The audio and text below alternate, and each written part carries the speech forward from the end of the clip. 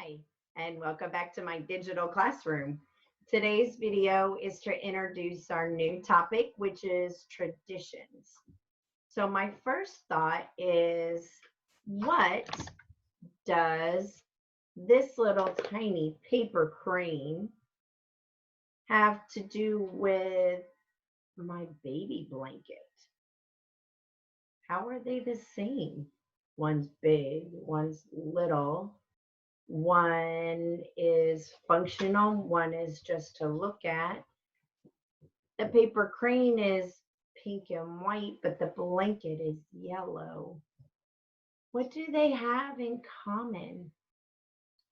They're both part of a tradition, but how can that be? What is a tradition?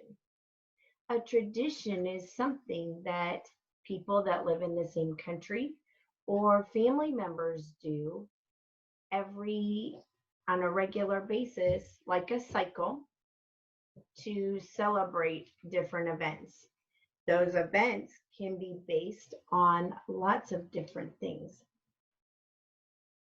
Many traditions include special foods, dancing, having big gatherings, either of friends or family or both. Sharing food might be a tradition, and gifts are often part of traditions. Some traditions might be based on where you live or where your family comes from, and others might depend on your own individual family's culture. Some examples of traditions are birthdays. We've talked about a lot of different holidays like Feliz cumpleaños, or birthdays for families that live in the United States or from Hispanic countries. Another tradition in your family might be Carnival or different church holidays like Three Kings Day. And in the United States, a lot of people keep Christmas. And others are based on family culture. For example, my baby blanket is part of a tradition.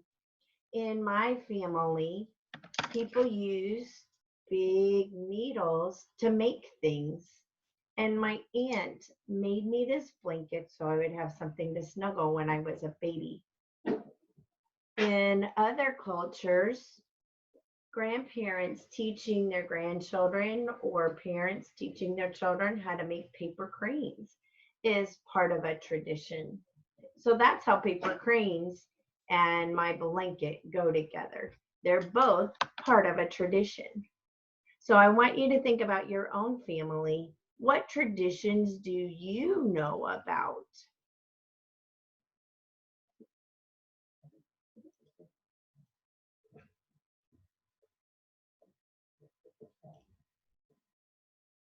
Sharing traditions.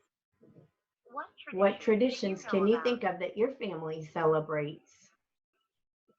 It's fun to learn the traditions of your family. You can make special foods together. Cooking is a delicious way to share traditions. Here, a traditional folk dance is performed at a fair in India. Children learn the dance moves so that they can teach them to others someday. Crafts and other projects are also traditions.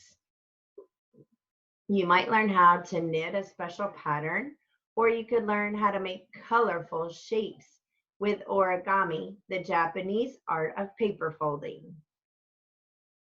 What traditions do you know about, and who shared them with you? I can think of some of the traditions that you all have shared in our classroom. Some people say that they get together with their families and use a piñata for birthdays. Some people don't celebrate birthdays at all, and that's still a tradition. That means that you don't have any celebration that day. Other people might celebrate by having a lot of dancing. Stop and think about, how did you learn which traditions are in your family? Who taught you? I hope you have lots of fun learning about traditions this week, because we've got several that are coming up even over summer that we'll talk about later. Have a great week.